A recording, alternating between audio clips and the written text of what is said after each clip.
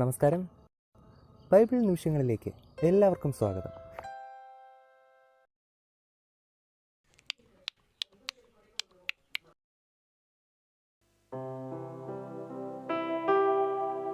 യഹോവ പിന്നെയും മോശയോട് കൽപ്പിച്ചത് എന്തെന്നാൽ, ഇതാ ഞാൻ യഹൂദാ ഗോത്രത്തിൽ ഹൂരിൻ്റെ മകനായ ഊരിയുടെ മകൻ ബെസലേലിനെ പേർ ചൊല്ലി വിളിച്ചിരിക്കുന്നു. അവൻ കൗശലപ്പണികളെ സങ്കല്പിച്ച് ചെയ്യുവാനും പൊന്ന്, വെള്ളി, താമ്രം എന്നിവ കൊണ്ട് പണി ചെയ്യുവാനും രത്നം വെട്ടിപ്പതിപ്പാനും മരത്തിൽ കൊത്തുപണി ചെയ്യുവാനും സകലവിധമായ പണിത്തരം ഉണ്ടാക്കുവാനും ഞാൻ അവനെ ദിവ്യാത്മാവിനാൽ ജ്ഞാനവും ബുദ്ധിയും അറിവും സകലവിധ സാമർഥ്യവും കൊണ്ട് നിറച്ചിരിക്കുന്നു.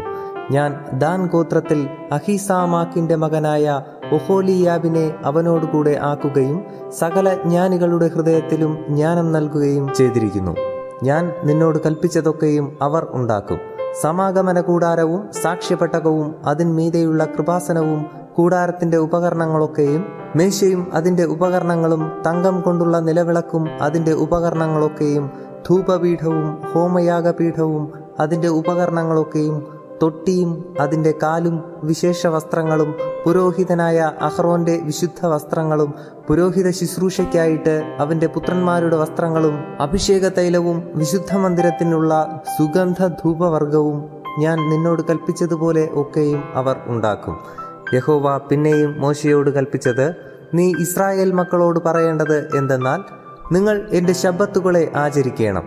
ഞാൻ നിങ്ങളെ ശുദ്ധീകരിക്കുന്ന യഹോവയാകുന്നു എന്ന് അറിയേണ്ടതിന് അത് തലമുറ തലമുറയായി എനിക്കും നിങ്ങൾക്കും മധ്യേ ഒരു അടയാളം ആകുന്നു. അതുകൊണ്ട് നിങ്ങൾ ശബ്ബത്ത് ആചരിക്കണം. അത് നിങ്ങൾക്ക് വിശുദ്ധം ആകുന്നു. അതിനെ അശുദ്ധമാക്കുന്നവൻ മരണശിക്ഷ അനുഭവിക്കണം. ആരെങ്കിലും അന്ന് വേല ചെയ്താൽ അവനെ അവൻ്റെ ജനത്തിൻ്റെ ഇടയിൽ നിന്ന് ഛേദിച്ചു കളയണം. 6 ദിവസം വേല ചെയ്യണം. എന്നാൽ 7-ാം ദിവസം സ്വസ്ഥമായുള്ള ശബ്ബത്തായി യഹോവയ്ക്ക് വിശുദ്ധം ആകുന്നു. ആരെങ്കിലും ശബ്ബത്ത് നാളിൽ വേല ചെയ്താൽ അവൻ മരണശിക്ഷ അനുഭവിക്കണം. ആകയാൽ ഇസ്രായേൽ മക്കൾ തലമുറ തലമുറയായി ശബ്ബത്തിനെ നിത്യനിയമമായിട്ട് ആചരിക്കേണ്ടതിന് ശബ്ബത്തിനെ പ്രമാണിക്കണം. അത് എനിക്കും ഇസ്രായേൽ മക്കൾക്കും മധ്യേ എന്നേക്കും ഒരു അടയാളം ആകുന്നു. 6 ദിവസം കൊണ്ടല്ലോ യഹോവ ആകാശത്തെയും ഭൂമിയെയും ഉണ്ടാക്കിയത്. 7-ാം ദിവസം അവൻ സ്വസ്ഥമായിരുന്നു വിശ്രമിച്ചു. അവൻ സീനായി പർവ്വതത്തിൽ വെച്ച് മോശയോട് അരുളി ചെയ്തു കഴിഞ്ഞ ശേഷം ദൈവത്തിന്റെ വിരൽ കൊണ്ട് എഴുതിയ കൽപ്പലകകളായ സാക്ഷ്യപലക 2 അവന്റെ പക്കൽ കൊടുത്തു. ഇത്രയുമാണ് നമ്മുടെ ഇന്നത്തെ അധ്യായം. ഇത് നിങ്ങളുടെ ജീവിതത്തിൽ വളരെയധികം പ്രവർത്തിക്കട്ടെ, അനുഗ്രഹമാകട്ടെ എന്ന പ്രാർത്ഥനയോടെ ആശംസിക്കുന്നു.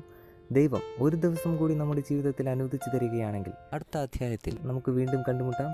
അതുവരെയും ദൈവകൃപ നമ്മോടൊപ്പം ഉണ്ടായിരിക്കട്ടെ. ആമേൻ.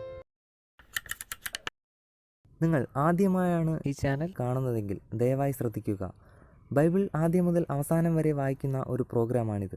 താല്പര്യമുണ്ടെങ്കിൽ നിങ്ങൾക്കും ദിവസത്തിൽ ആകെ 5 മിനിറ്റ് മാത്രം ചിലവാക്കിക്കൊണ്ട് ഇതിൽ പങ്കാളികളാകാം. ഒരുപക്ഷെ ഇത് നിങ്ങൾക്ക് വേണ്ടി കൂടിയുള്ള ഒരു പ്രോഗ്രാമായിരിക്കാം. ഇതിൽ പങ്കെടുക്കുവാൻ ആഗ്രഹമുണ്ടെങ്കിൽ ഈ ചാനൽ സബ്സ്ക്രൈബ് ചെയ്യുക.